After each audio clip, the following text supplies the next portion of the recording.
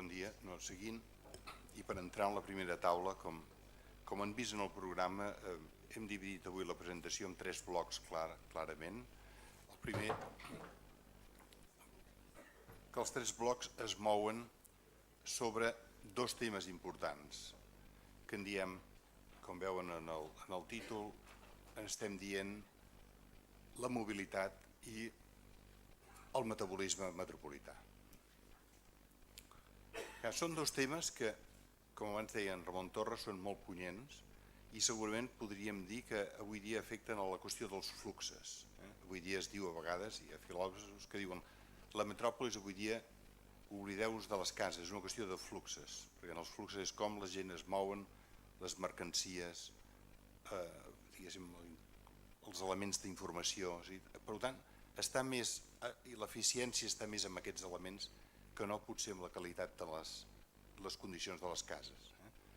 Després veurem que no és així i segurament quan veurem a la tercera taula que es parla del metabolisme també integra molt l'eficiència que les cases i la forma com les cases veuen. Però abans vam pensar que per parlar d'aquests 2 temes que tenen a veure amb els fluxes, potser el més escaient era fer un primer mòdul, que és aquest que jo ara voldria introduir, del qual parlarem de la innovació. Per tant, parlarem de la recerca que fa possible la millora d'aquests 2 grans blocs, que són la mobilitat i el metabolisme.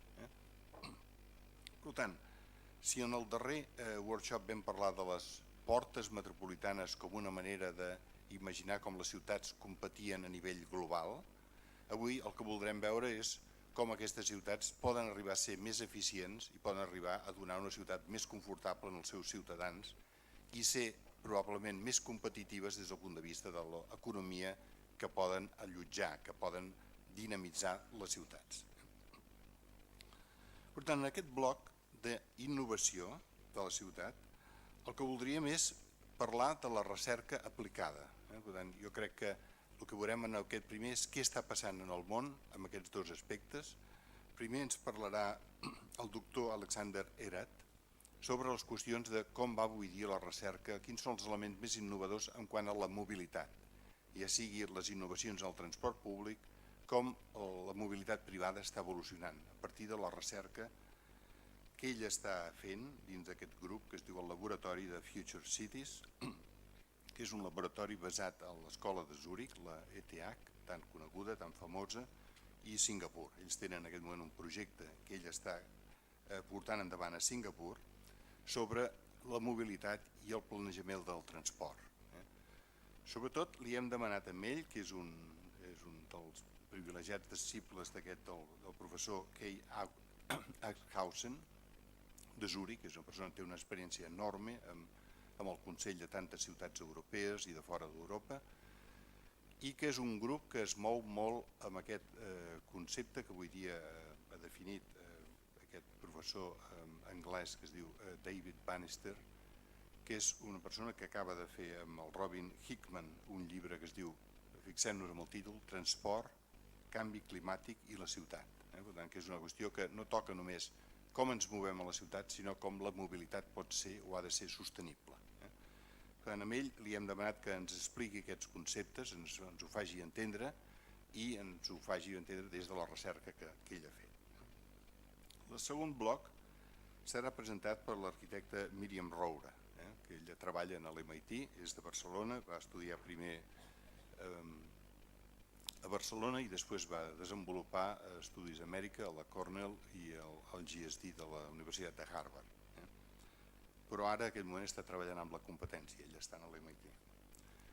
Però jo crec que el gran interès que té la feina, el que ens pot dir Míriam avui, és que està en una posició privilegiada, com a observadora que treballa en un d'aquests centres de recerca més avançades, de veure què estan fent aquests centres en una visió més general i fins a quin punt aquestes recerques poden influir en la manera com nosaltres ens mourem i les ciutats es desenvoluparan des del punt de vista de com les cases estan transformant-se o es aniran a transformar, de com els sistemes de sensors ens faran la vida a la ciutat més fàcil, més segura, de com ens mourem. Per tant, aquests són unes pistes i li hem demanat a la Míriam que ens parli d'aquests avenços arreu.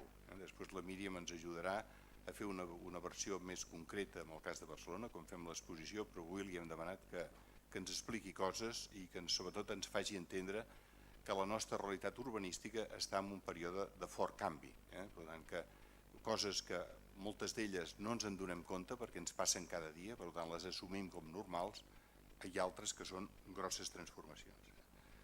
Míriam ara treballa en aquest laboratori que es diu Sensible City Lab, però en l'MIT hi ha aquest grup que és de l'Escola d'Arquitectura, però hi ha l'altre grup que és el Media Lab, que és potser encara més conegut, perquè és un grup que té 28, crec, centres de recerca. Pensem que tenen una despesa corrent de 50 milions de dòlars, que no està mal, diguéssim, per imaginar que només hi ha gent que està...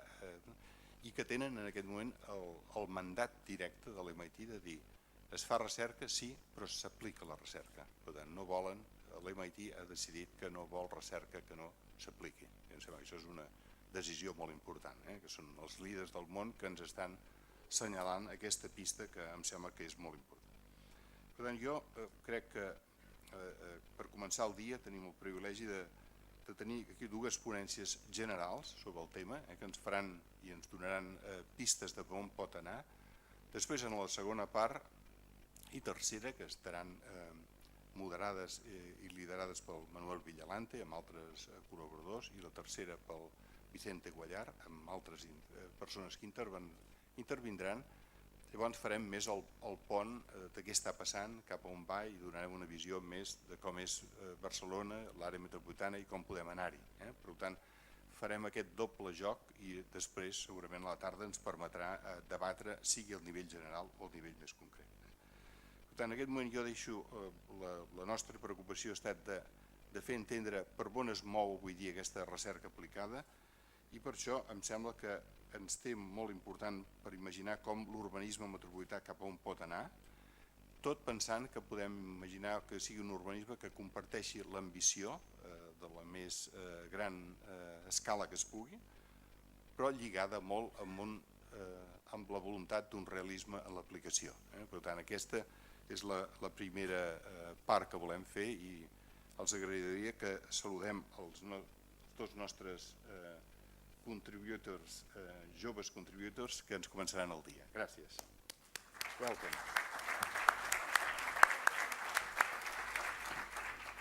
The floor is yours. Please.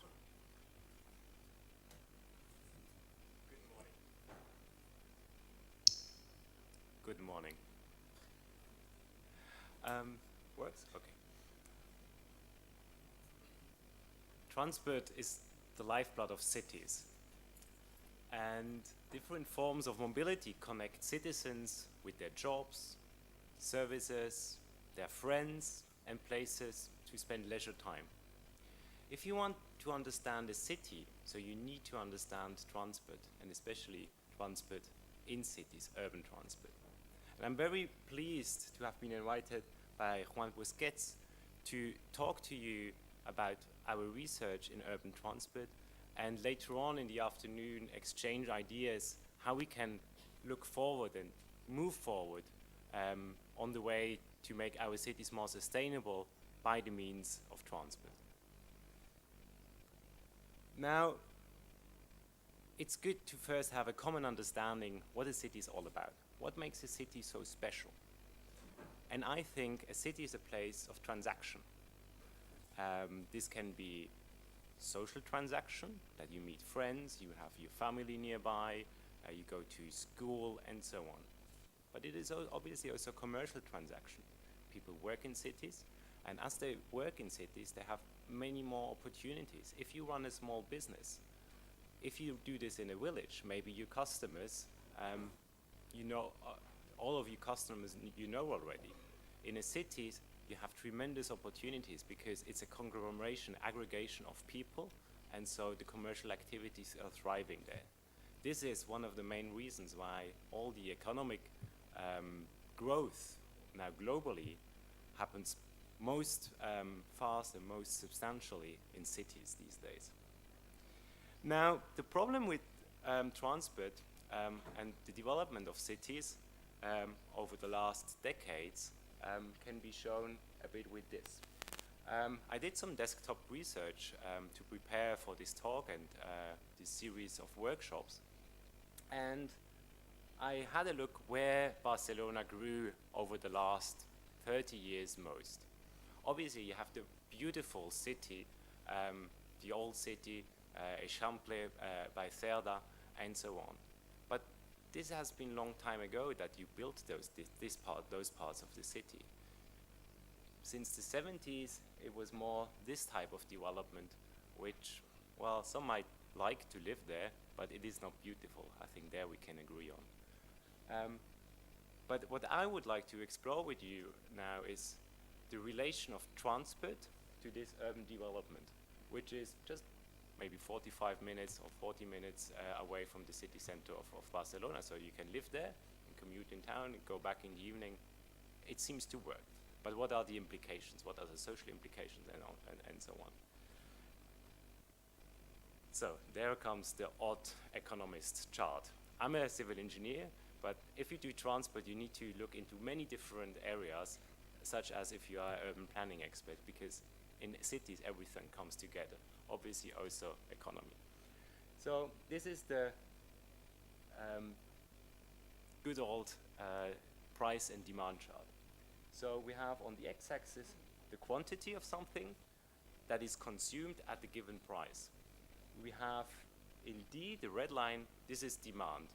So at a certain price level, there is a certain amount of people who think, at this price, I buy this item. Now, very abstract, this also can be transport. Transport has different prices. And if, like, to take one trip is very expensive, then so many people take it. If a transport is cheaper, then many more people take it. And this is this D line. Now, the S1 and S2 lines are the transport system. The S1 is a transport system that maybe has not so many roads. So it is a bit, it has less,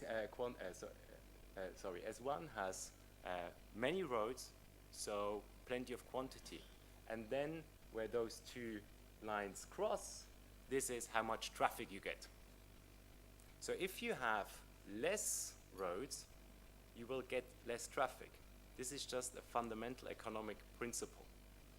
And now you must think it's not only this chart, but it's many charts for the different modes of transport. So you can put more public transport, and people will go to public transport. You can put more roads, and people will drive more.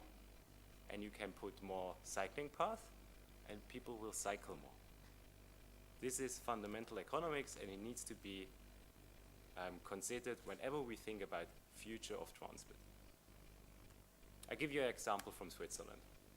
In Switzerland, you know, we are the country of public transport. We put lots of money into subsidies of public transport, and for that, as a result, we are the dreamland or heaven of public transport. It has not always been like this.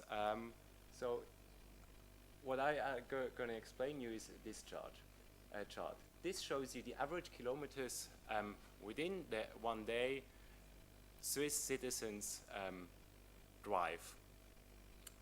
We have different colors for different modes of transport, and we have from 1994 in 5-year steps the results of extensive travel surveys. So about 70,000 people every 5 years in Switzerland are asked, how did you travel and where did you travel yesterday?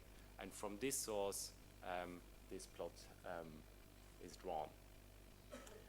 The important thing is to see car and motorcycle grew still up to the year 2000. And then at some point, the Swiss motorway or highway system has been built and no further extensions have been approved. There might be small expansions here and there, adding a lane here or adding a lane somewhere else, but really kind of new highways haven't been built yet anymore. And since 2000, demand for cars stabilized. Not demand for cars itself, but demand for car trips. Now, what we have been continuing is investing heavily in public transport. And so we decreased travel times between the major cities but also on a regional level by putting a lot of money into commuter trains. And the result you can see quite clearly. The travel distances by public transport grew further and further. They're still much less compared to car transport, but as you put money into one kind of those systems, people will respond to that. Now, one thing is very important to consider if we talk about transport in cities, it's about space or space efficiency. Because the ultimate thing of a city is proximity. And proximity means density, and density means, oh, there is a fight for space.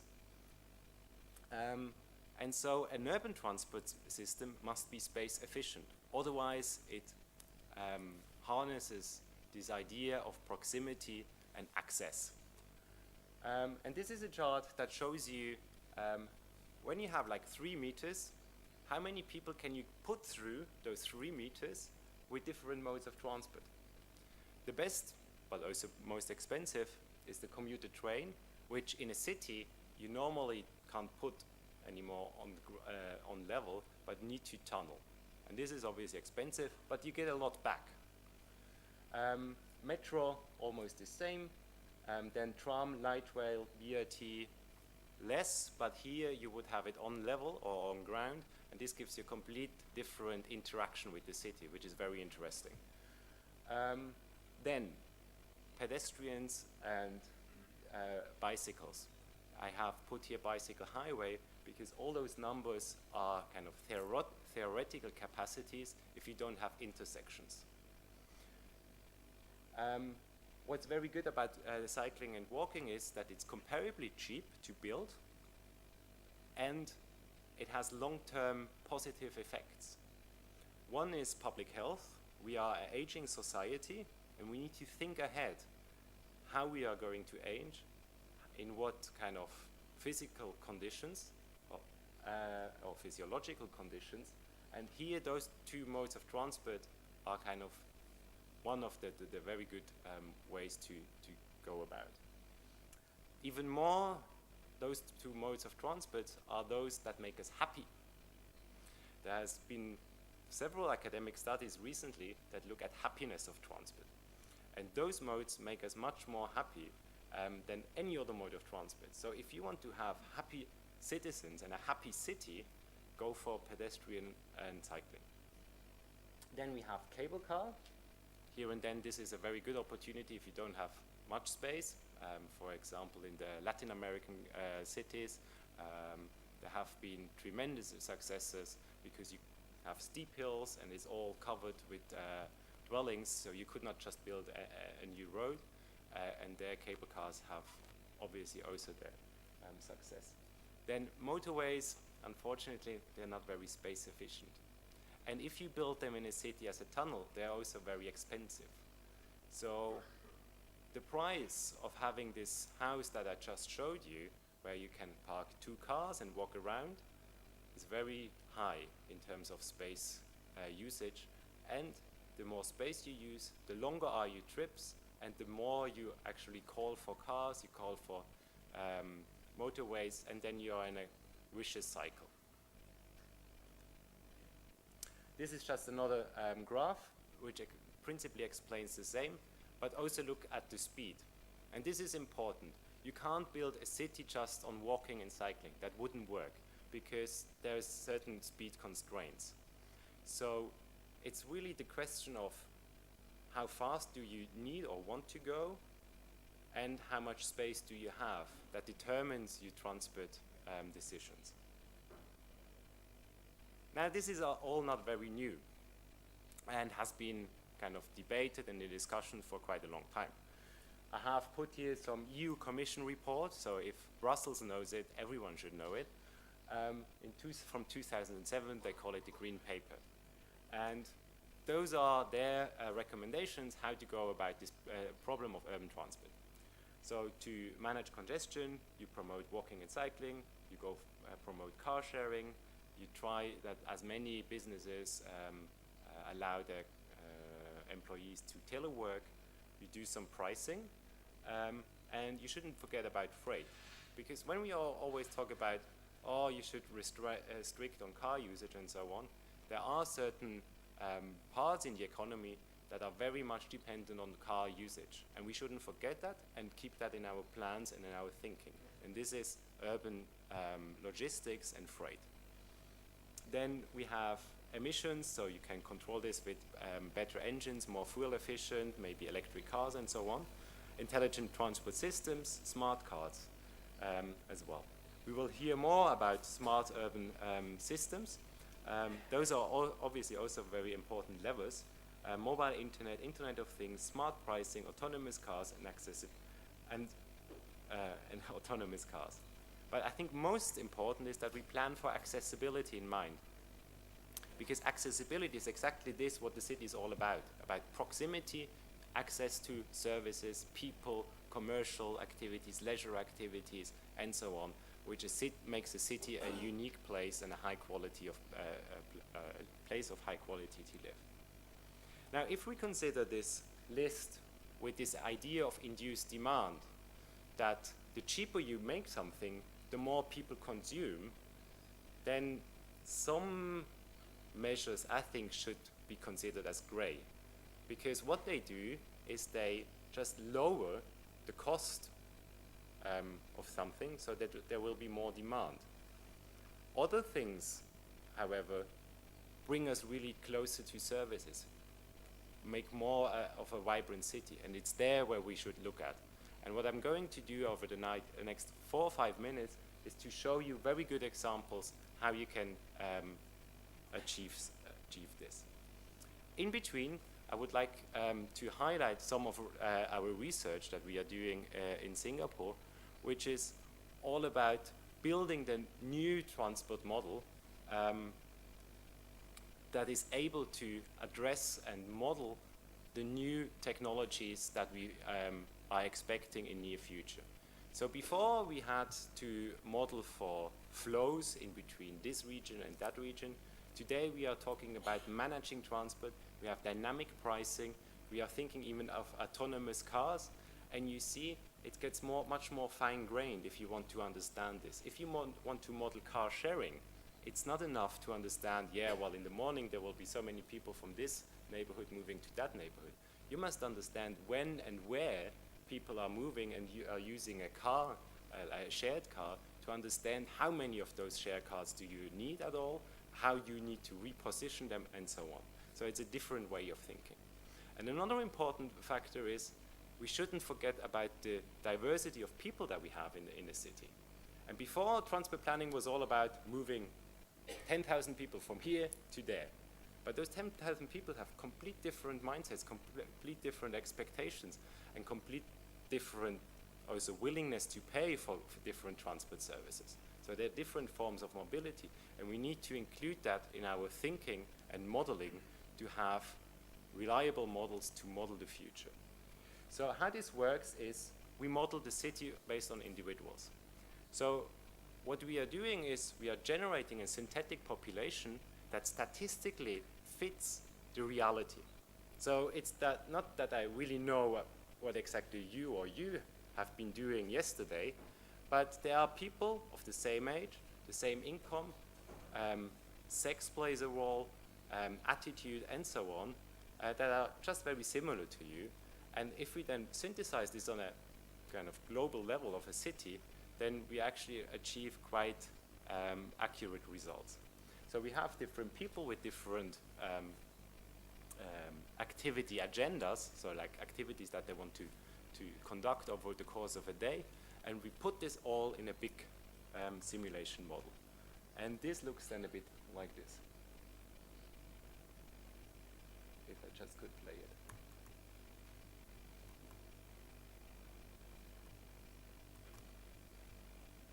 So if that doesn't work, then we continue.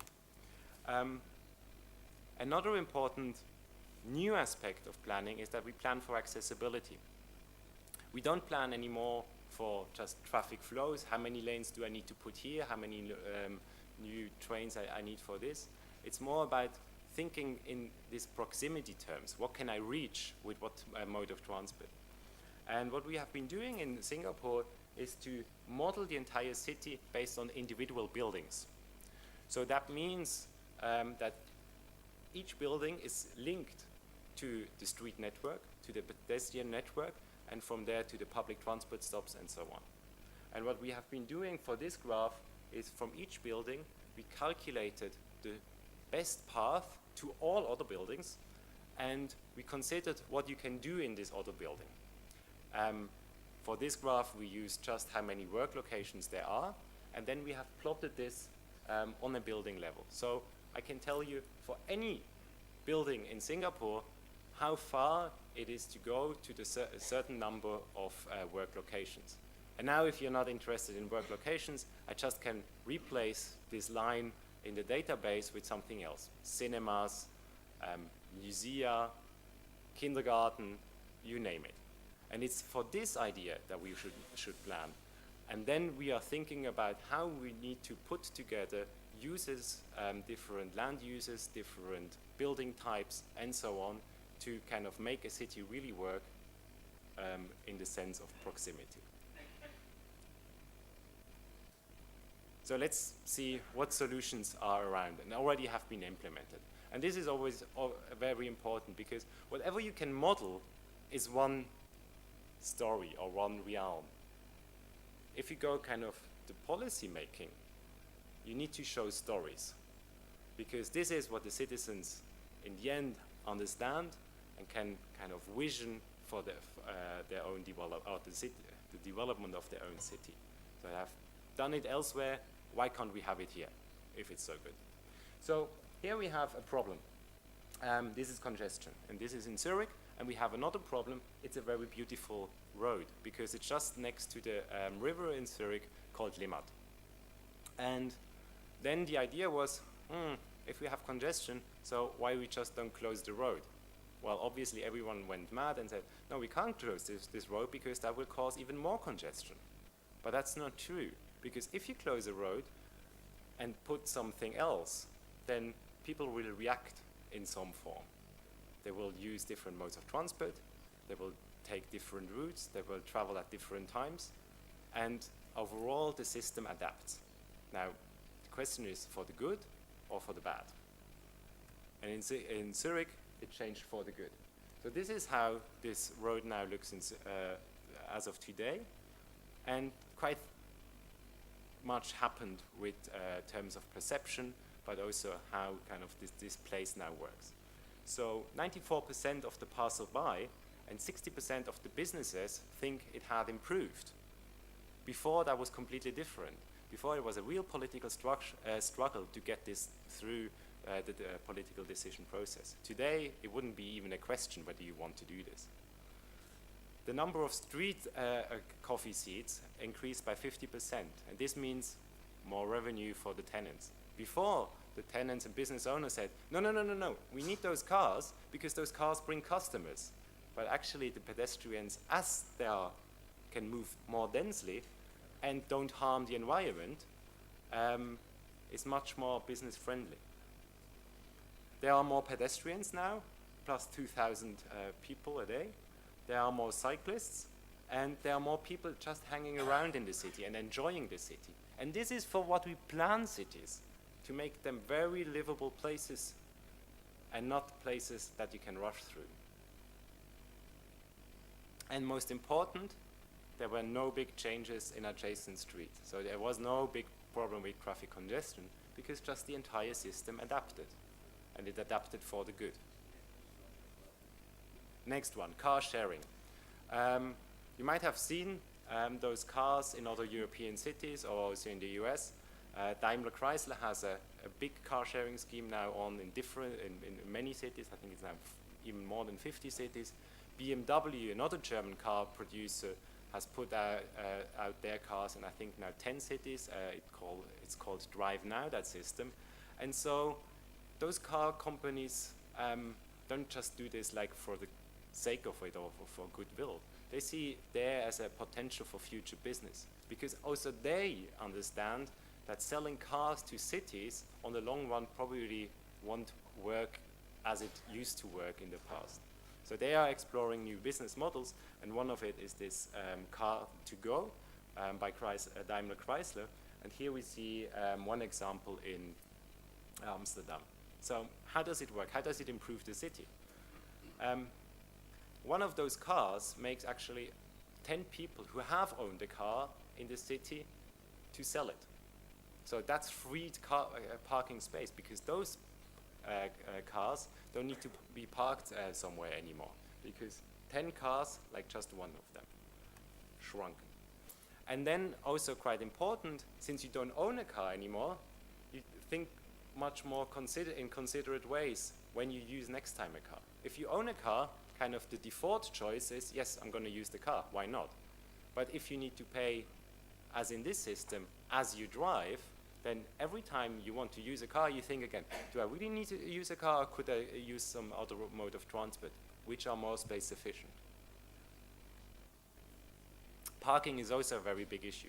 If you look at cities, and also when I walked through Barcelona, essentially what you see is buildings and cars. I would like to see more buildings and people, and not people in cars, or just cars parked around. And how you can achieve this is to better manage the parking space. Another problem in cities is car searching traffic. And depending on the region and the city and the urban form, up to 20 to 30% of the traffic in cities is actually made up of parking search, which is substantial. So if you can just remove this, that would be a tremendous leap forward and quality improvement. So what people in San Francisco did were thinking, let's try to manage parking demands so that in every street there is always one parking lot free, because then I don't need to look out for a parking spot, because there is always one spot free. And how you do this is by changing the cost of the parking over time. So you adjust the prices up or down so that you always have one parking lot free. And then you have a system like this that has differentiated pricing, not only over time, but over place, because at certain times of the day, a certain quarter is more lively and attracts more traffic, and at other parts of the day and parts of the town, there is not so much traffic. How did it help?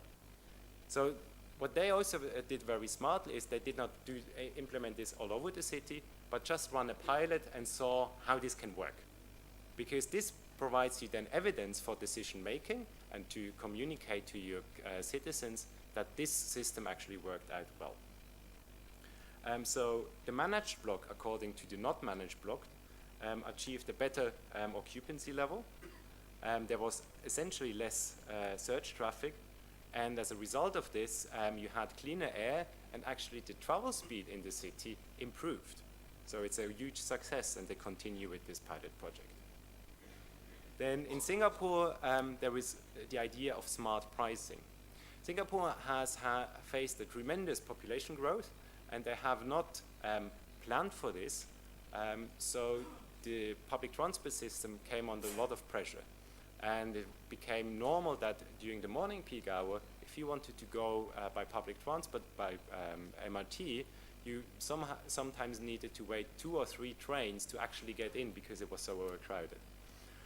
So what they try to do is to de-peak traffic demand, so that not everyone is traveling between 8:30 and 9:30 to work, but maybe between 7 in the morning and 10.